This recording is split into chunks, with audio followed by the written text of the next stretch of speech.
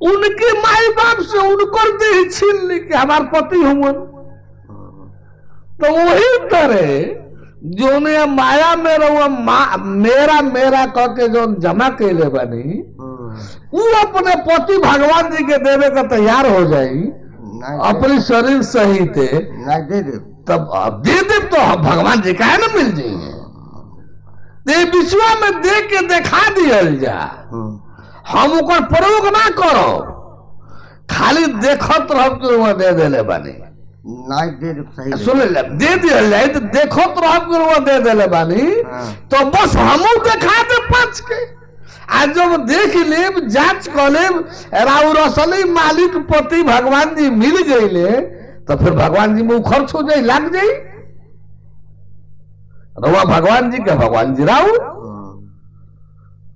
एक बात कहूं, इतने बतिया तो करे के बाद तो पांच की पहले ई कमवा पूरा कर लिया जाए। एक बात और बा, हाँ तो कल जा कि जौन आप में बा हमरे में बा तो के निकाल के बाहर करके बातचीत करा दे। हाँ वही के बातचीत कराई, वही से बातचीत कराई। जौन अपने में बाऊ आज जौन में बाऊ वही से ना बात करी। हाँ तो का और जो भाई वही से बात कराई, लेकिन जौन रोरी लोग बाय अपनी लोग ओकरा के ले आके पहले जमा कर दी दहिया के साथ जमा कर दे। हाँ तो हमू दिखा दे बात करा दे, जो नौरी में बा वह बात करी जो नेकरा में बाटे ओकरा से वह बात करी। एक बात और करूं कि एक बेर ओ दुका बोला टीवी में देखले हली। अच्छा कृष्ण भगवान कहा ना हाँ कि सब जीव जीव हमारा अंश होला। अच्छा तो काहे के लोग मारपीट करल अपने में। हाँ अब भगवान कृष्ण मारो कटवा करौले वो अपने जीव को हले अपने ही मार काट करौले। तो असल में जब सही रहेला भगवान के तो आपन होला, आज जब गलत रहे के आदत पड़ जाला वो सही ना होखेला तो भगवान का ही ओकरा के मारे पीटे के पड़ेला। अपनहू का जब संयम ईमान संयम से ना रहो तो अपनहू के कमवा होके के पड़ी। ईमान संयम से रहो तो ठीक है ठीक, आ नहीं अपनहू जो वही तरह मनमाना रहे चले लागो तो अपनहू साथ भगवान वैसे करे लगी। वही बात समझ जाता है ठीक। जो है प्रभु को पाके अनुभूति तो किया हूँ, लेकिन बीच में मेरी लाइन टूट गई। पता नहीं क्या कमी हुई मुझसे कि मुझसे जो है प्रभु जी दूर चले गए। ऐसा अनुभूति करते थे पहले, आज वो मेरी लाइन छूट गई है। ऐसा है जी कि पहले तो प्रभु अनुभूति का विषय ही नहीं होता है। प्रभु जो है अनुभूति का विषय नहीं होता है। अनुभूति का विषय जो है लक्षण होता है जी, अस्तित्व नहीं। अस्तित्व तो सामने देखने अस्तित्व देख नहीं, वही लक्ष्य तो लक्षण की बात कीजिए। अस्तित्व तो ज्ञान के बगैर मिलता है नहीं। आपको प्रभु मिले हम न जाने नहीं, अस्तित्व नहीं देखा, लेकिन उनका जो है अपने अंदर में उनका जो है हमेशा चित्रण ऐसा है। ये सब भावना है, ऐसा है नहीं, ऐसा है नहीं।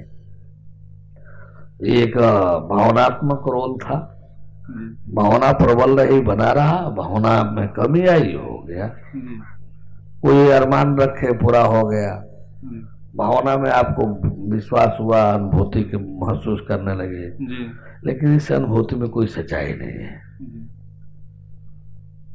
भगवान परमेश्वर अनुभूति का विषय नहीं होता है, साक्षात मिलता है और वहां शब्द बोध लागू होता है। वहां अनुभूति शब्द लागू होता है जीव और आत्मा पर,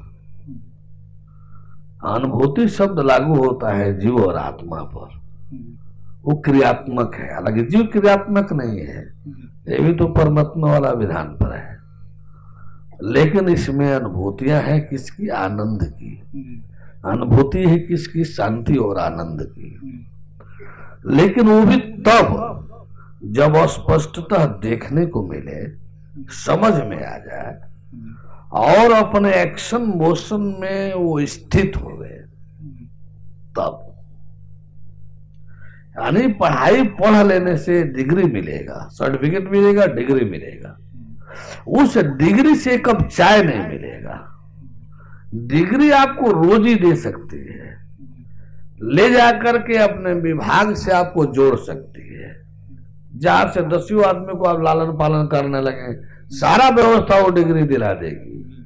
लेकिन विभाग में जहां डिग्री जुड़ेगी, उस विभाग के अनुसार रहे चले करेंगे तब। यदि सीधे डिग्री से मांगने लगे तो डिग्री आपको एक कप चाय नहीं दे पाएगी। उसी तरह से ध्यान ज्ञान से पा करके आप अपने घर बैठ करके अपने बीबी बच्चा में रह करके आप तब उसका लाभ लेना चाहेंगे तो कुछ नहीं मिलेगा, क्योंकि ये ध्यान ज्ञान आपको सीधे कुछ नहीं देगा, ये भगवान से जोड़ेगा।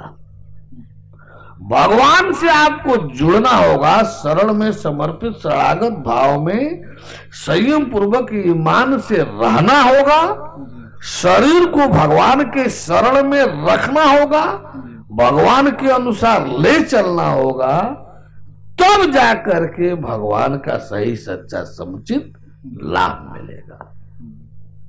तो ज्ञान भगवान से जोड़ता है, सीधे ज्ञान से आपको कुछ नहीं मिलेगा। लेकिन भगवान जब ज्ञान आपको भगवान से जोड़ देगा, आप जब भगवान के अनुसार रहने करने चलने लगेंगे, भगवान के अनुसार रहने चलने करने लगेंगे, तब जाकर के आपको उसका लाभ मिलेगा। इसीलिए समर्पण शरणागत की बात आती है। प्रभु जी, वही जो है मेरी लाइन टूट गई है। जो आनंद मुझे मिलता था वो आनंद नहीं मिलता है इसमें। जोड़ दिया जाएगा, बशर्ते आप जी जुड़ना चाहें। जी अपने को हमारे यहाँ तो एक ही चीज है, पूर्ण लेना पूर्ण देना। जी प्रभु जी, कृपा हमारे ऊपर। ये तो कृपा कोई देने लेने की वस्तु नहीं होती है, मांगा नहीं जाता है, स्थिति क्रिएट किया जाता है, कृपा मिलने लगती है। समर्पण शरणागत करेंगे, होंगे, चलेंगे तो कृपा रहेगी भगवान के किसके लिए, वो तो आपको मिलेगी ही मिलेगी। यदि आप समर्पण शरणागत न करें तो 1000 मांगते रहेंगे, मिलेगा नहीं। परमेश्वर का दरबार बड़ा विचित्र है, बिन मांगे मोती मिले, मांगे मिले न भीख। परमेश्वर के दरबार में बिन मांगे मोती मिले, आप मांगे मिले न भीख। मांग करके यदि कुछ पाना चाहेंगे तो भीख भी नहीं मिलेगा। और यदि समर्पण शरणागत करके परमेश्वर का होना रहना चलना चाहेंगे तो मोती मिलेगा। जो आपकी कल्पना में भी जो नहीं होगा वो सब मिलेगा, लेकिन उसका होने रहने चलने पर ही। परमेश्वर का आप आरती सुने होंगे, गाते होंगे, सुने होंगे। एक जनरल सामान्य आरती है, ओम जय जगदीश हरे, प्रभु जय जगदीश हरे। दूसरी पंक्ति में, भक्त जनन के संकट क्षण में दूर करे, गृहस्थ जनन के नहीं, सर्व जनन के नहीं, व्यसनी जनन के नहीं, भोगी जनन के नहीं, भक्त जनन के। भक्त वही है, सच्चा भक्त तो वही है जिसको भगवान के सिवाय संसार में कुछ नहीं चाहिए। भगवान के शरण में रहे, भगवान चाहिए तो नहीं चाहते हुए भी वह सब कुछ भगवान देता है जो शरीर को जरूरत होता है, चाहिए। समाज को देखने दिखाने के लिए भी जो शरीर को चाहिए, आपके नहीं चाहने के बावजूद भी भगवान वो सब देता है, देगा। नहीं चाहने के बावजूद भी भगवान वह सब कुछ भौतिक स्तर का भी देगा, पराभौतिक का तो देगा ही देगा। फिर चाहना की जरूरत, फिर उसका हो जाने में चिंतन क्यों? ये स्थिति। तो इसलिए कहा कि बिन मांगे मोती मिले, मांगे मिले न भीख। परमेश्वर भिक्षा देकर भीख मंगा नहीं बनाना चाहता, परमेश्वर जोड़ करके और भरा पूरा रखना चाहता है। ये स्थिति है। तो आप वो लाभ लेना चाहते नहीं हैं? जी प्रभु जी, मुझे लाभ नहीं लेना चाह रहा हूँ मैं, सिर्फ प्रभु लाभ का मतलब खाली रुपये पैसा नहीं होता है। नहीं, रुपया पैसा नहीं चाहिए आनंद के ऊपर मुझे, चिदानंद, आनंद जी आनंद ही नहीं, जी आनंद के ऊपर चिदानंद। आनंद तो जीव स्तर की चीज है, जी चिदानंद आत्मा ईश्वर ब्रह्म शिव स्तर की चीज है। परमात्मा परमेश्वर परम ब्रह्म खुदा गाड़ भगवान स्तर पर सच्चिदानंद होता है, परम शांति परमानंद होता है, शाश्वत शांति शाश्वत आनंद होता है, वो मिलेगा। ये आनंद तो इतना नीचे का चीज है, आनंद वाला तो भिखारी बना रहता है, वो तो और चाहिए और चाहिए और चाहिए। और की दौर किसी की तब तक बनी रहेगी जब तक कि परमात्मा परमेश्वर मैं नहीं हो जाएंगे। ये स्थिति है। उनके चरणों में कोटि सा प्रणाम। शरणागति की बात आई है तो इसमें बताया गया संयम पूर्ण ईमानदारी। तो जब यह मन और बुद्धि प्रकृति की गुणों के द्वारा विवश किया जाए, जैसे हम समर्पण करते हैं, हमारी यांत्रिक भावना होती है कि अपना सर्वस्व प्रभु के चरणों में समर्पित कर देना, लेकिन जब बुद्धि के ऊपर प्रकृति का आवरण है सतरज स्तंभ का, तो प्रकृति विभिन्न प्रकार के कार्य करवा लेती है। तो क्या ऐसी स्थिति में समर्पण अधूरी नहीं रह जाती?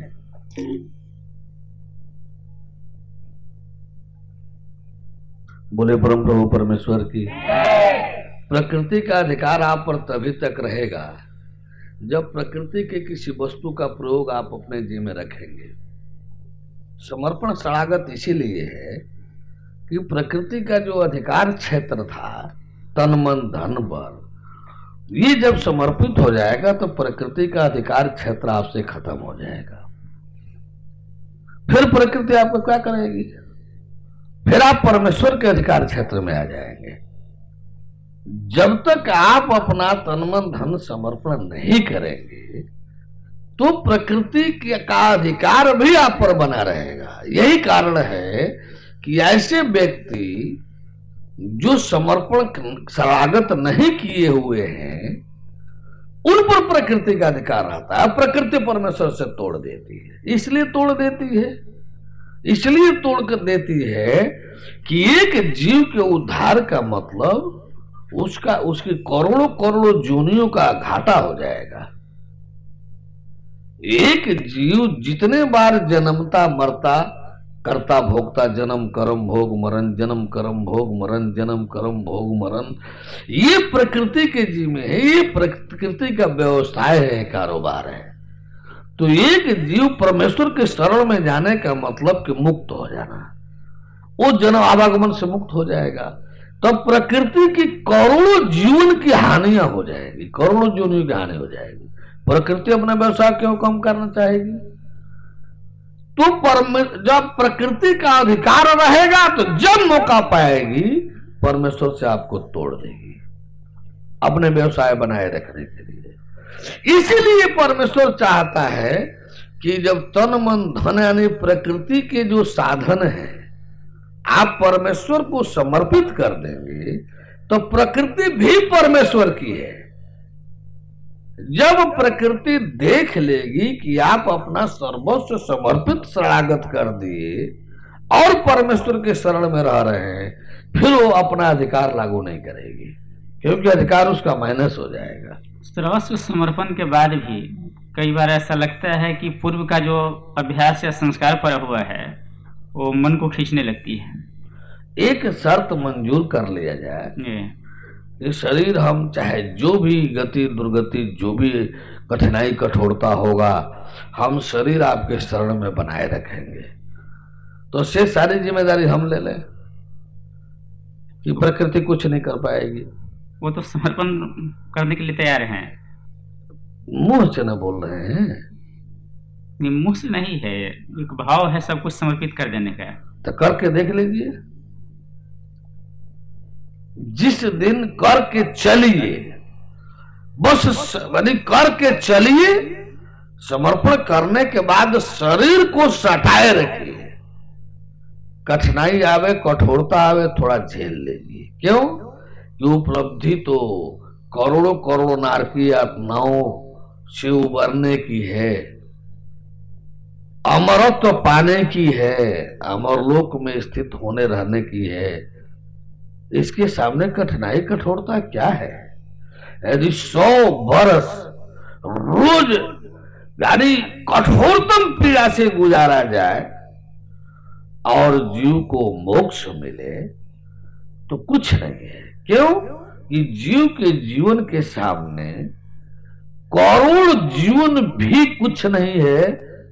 100 वर्ष का तो सेकंड का 1000वां लाखवां हिस्सा भी नहीं होगा।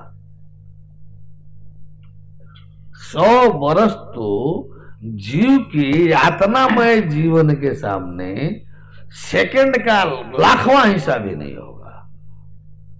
तो सेकंड हमको हमारा कहना है कि 2-4 मिनट की दुनिया की सारी पीड़ा झेलने पर भी यदि हमारी बीमारी दूर हो जाए, कोई असाध्य बीमारी, तो पीड़ा झेलते हैं कि नहीं झेलते हैं? तो झेल लेते हैं। तो जो 100 वर्ष रोज आपको यातना से गुजारा जाए, 24 घंटा कठोर यातना से गुजारा जाए, आप तब भी मोक्ष मिल जाए तो कुछ नहीं है। 1 सेकंड का लाखवां हिस्सा भी नहीं है जीव के जीवन के सामने। यानी कठिनाई कठोरता यदि कभी कोई आती है जांच परीक्षा में, उसको सह करके शरीर को सटाए रहिए। बस सारी जिम्मेदारी परमेश्वर की है, नमक से लेकर के अमरलोक तक देने की सारी जिम्मेदारी परमेश्वर की। आप ईमान से बस समर्पण शरणागत करिए, होइए, रहिए, चलिए, शेष सब होने लगेगा।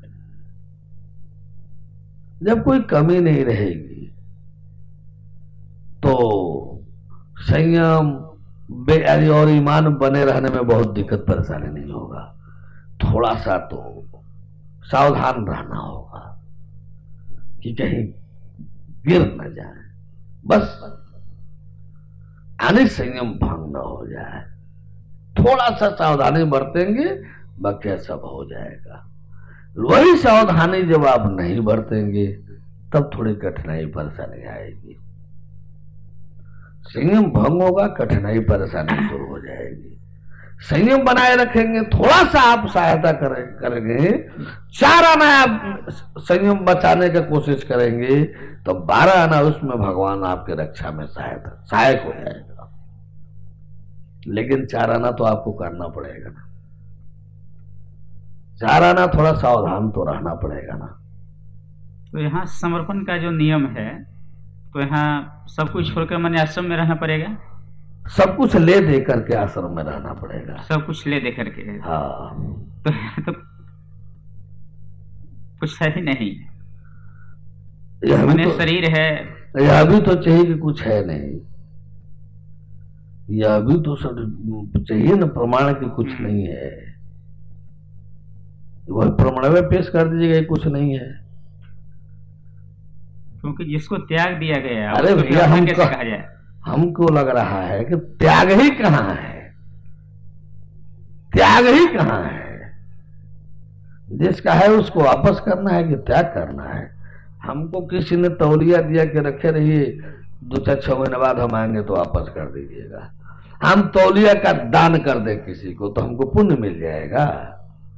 हम तौलिया फेंक दे, त्याग दिए, छोड़ दे, तो जो आएगा वो मांगेगा कि नहीं मांगेगा? तो उसके भार से हम मुक्त हो जाएंगे।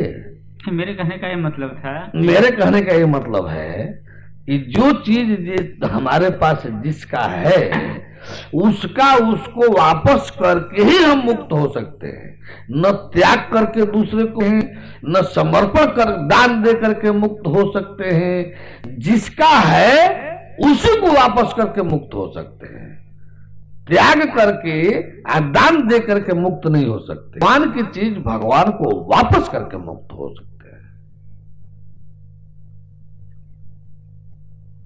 भगवान का तन मन धन दिया हुआ भगवान को वापस करके ही माया से मुक्त हो सकते हैं, त्याग करके नहीं, दान दे करके किसी को नहीं। जिसका है उसको वापस करके इसके भार से मुक्त होंगे। इसी का नाम समर्पण शरणागत है। इसमें तो आपके ईमान का जांच होता है। तो जो कुछ है सब परमात्मा का ही है। परमात्मा का है, दिखाऊंगा भी। वो तो व्यर्थ मान लिए है ना। हाँ, तो जब मान लिए तो परमात्मा को वापस करने में आपको परेशानी हो रही है। नहीं, परेशानी तो कोई नहीं हो रही है। नहीं हो रही है तो फिर कीजिए और पाइए, कीजिए और पाइए, मिलेगा। तो क्या जैसे अर्जुन को भगवान ने दिव्य दृष्टि दे करके, अरे भाई, दिव्य दृष्टि तो नीचे की चीज है। दिव्य दृष्टि वाला तो मिलेगा ही मिलेगा, ज्ञान दृष्टि वाला भी, जिसे तत्व दृष्टि कहते हैं। हाँ? माने जो तत्व दृष्टि, हाँ, वही है। तत्व दृष्टि को ही ज्ञान दृष्टि कहते हैं। तो भगवान ने जो अपना विराट रूप दिखाया उसी को वही कहा मिलेगा, गया। वही मिलेगा। नहीं मिलेगा तो हमारा समर्पण, गलत हो जाएगा तो हमारा समर्पण, सही है तो करने वाले का समर्पण। हेलो, हाँ स्वामी जी, हमको वेद पुराण गीता रामायण का ज़्यादा ज्ञान तो नहीं है। थोड़ा बहुत जो सुने हैं, सुनी सुनाई ही जानते हैं, तो उस विषय में कुछ नहीं कहना चाहते। लेकिन इस समाज सुधार के बारे में जो चर्चा चल रही है कि इस विश्व में, संसार में जितने ये राक्षसी प्रवृत्ति के लोग हैं, इनका सुधार कैसे किया जाए। इस समाज में जितने अच्छे लोग हैं, जो अच्छे कुछ विचारधारा के हैं, वो यहाँ पर अच्छे संत समागम में आते हैं, अपने आप ही सुधरे हुए हैं। और जो समाज में गंदगी फैला रहे हैं, अराजक तत्व हैं, राक्षसी प्रवृत्ति के हैं, वो कहीं यहाँ फटकते तक नहीं हैं। तो इस समाज के सुधार के लिए ये व्यवस्था जो यहाँ की है, जो सुधरे हैं उन्हीं को और सुधारा तो जा सकता है। जो बिल्कुल समाज में गंदगियाँ फैला रहे हैं, या जो बच्चे कुछ, उनका तो हमें ऐसा कुछ अनुभव हुआ कि उसी घर में 3 बच्चे मान लीजिए पैदा हुए, तो तीनों का पालन पोषण एक ही तरीके से होता है, वही माँ बाप है, लेकिन एक में उसमें ऐसी, सब में अलग अलग विलक्षण जो है लक्षण पाए जाते हैं कि वो एक बहुत सीधा होगा तो एक बहुत ही खुराफाती होगा। वो खुराफाती धीरे धीरे बड़ा होते होते वो बिल्कुल खुराफाती हो जाता है और वो राक्षसी प्रवृत्ति का ही हो जाता है, और वो कतई ऐसी जगह में आने के लिए इच्छा नहीं करता और समाज में गंदगी फैलाता है। इनके विषय में इनका सुधार करने का क्या तरीका है, कैसे सुधार किया जा सकता है? बोले परम प्रभु परमेश्वर की, इनका भी सुधार होने लगता है जब सही सज्जन व्यक्ति, जो उन लोगों के भय दुष्प्रभाव से बिखरा हुआ है, कोई जब सही संरक्षक मिलता है तो उसके संरक्षण में वो संगठित होने लगता है। और जब सज्जन संगठित होने लगेंगे तो ये दुर्जन को बर्दाश्त नहीं होता है, वो खुद खोज करके आएंगे सज्जनों में विघ्न बाधा डालने के लिए, सत्यता को स्थित स्थापित करने के लिए। जैसे कहावत है कि होम जाप का धुआं, होम यज्ञ का धुआं जो है असुर राक्षसों को, भूत प्रेतों को बर्दाश्त नहीं होता। उसी तरह से जब सज्जन संगठित होंगे, सज्जनता जब फैलने लगेगी तो दुर्जनों को ये बर्दाश्त नहीं होगा। वो खुद कूद फान करके आएंगे, टकराएंगे और अपनी गति देखेंगे, जमराज के यहाँ जाएंगे। जब मसालची मसाल जलाता है, जब मसालची मसाल जलाता है तो कीड़े मकोड़ों को बुलाना नहीं पड़ता है, आ जाते हैं, झुलस करके नष्ट हो जाते हैं। मसालची मसाल जलाता रहता है। मसालची को बड़ा नुकसान होता है तो कभी कभार मिंटल एक आध को फूट जाता है, तो दूसरा मिंटल बांध लेता है, तीसरा बांध लेता है यदि पेट्रोमैक्स है तो। लेकिन मसाल बुझाता नहीं है। जब तो हम लोग जो है ज्ञान की मसाल लेकर चल रहे हैं, ज्ञान की मसाल लेकर चल रहे हैं। ये दुष्ट दुर्जन कीड़े मकोड़े जैसे जब मसाल है तो आएंगे ही आएंगे, टकराएंगे ही टकराएंगे, जलेंगे, जमराज के यहाँ जाएंगे। तो सुधरने वाले का सुधार नहीं रहा है, टकरा रहा है तो संहार। यही तो उपाय है जब समाज ले चलने का। जब परमपिता परमेश्वर ही जीवांश जीव पैदा करता है, जन्म दे, तो जो जन्म देता है, जन्म देते समय जन्म पैदाइशी ही वो खुराफात होते, तो उनको पैदाइशी ही अच्छे क्यों नहीं पैदा कर रहे हैं? तो सद्गुण अपने आप जो है समाज में पैदा हो जाए और खुराफाती को जन्म ही ना हो। बात आपका कहना सही है, लेकिन तो ये सब तमाम करने की जरूरत भी नहीं है। अरे भाई, हम कह रहे कि भूखे न लगे, आप एगो परमानेंट वस्त्र तन पर सट करके ही पैदाइशी हो, तो नौकरी करने, खेती बाड़ी करने, बिजनेस व्यापार की जरूरत? एक ऐसा वस्त्र जन्मते ही होता कि तन ढका रहता, ऐसा शरीर मिलती कि भूखे नहीं लगती, कमजोरी नहीं होता, दुख व्याधि नहीं होती। तो इस नौकरी चाकरी, बिजनेस व्यापार, हॉस्पिटल वगैरह की व्यवस्था की क्या जरूरत? नहीं, सतयुग लाना है यदि प्रवेश, वो नहीं कर रहे, ये बात समझ, ये बात में आ रहा है। हाँ, हम लोग एक मान लीजिए एक ड्रामा पार्टी, जब ड्रामा खेलते हैं तो अपने ही ड्रामा पार्टी में का सदस्य एक नायक बनता है, दूसरा खलनायक बनता है। कुछ लोग नायक के साथ होते हैं तो कुछ लोग खलनायक के साथ होते हैं, और दोनों रोल जब होता है तो ड्रामा में मजा आता है। जब नायक फंसता है तो आदमी को देखकर तकलीफ होता है, जब खलनायक फंसता है तो आदमी को देखकर मजा आता है। ये तो ड्रामा है। भगवान सब बढ़िया पैदे कर दे तो नायक खलनायक के बगैर ड्रामा अच्छा लगेगा? ड्रामा हो रहा है, तो ड्रामे तो हो रहा है, ड्रामा हो रहा है, इसके लिए ज्यादा विचार करने की जरूरत नहीं है।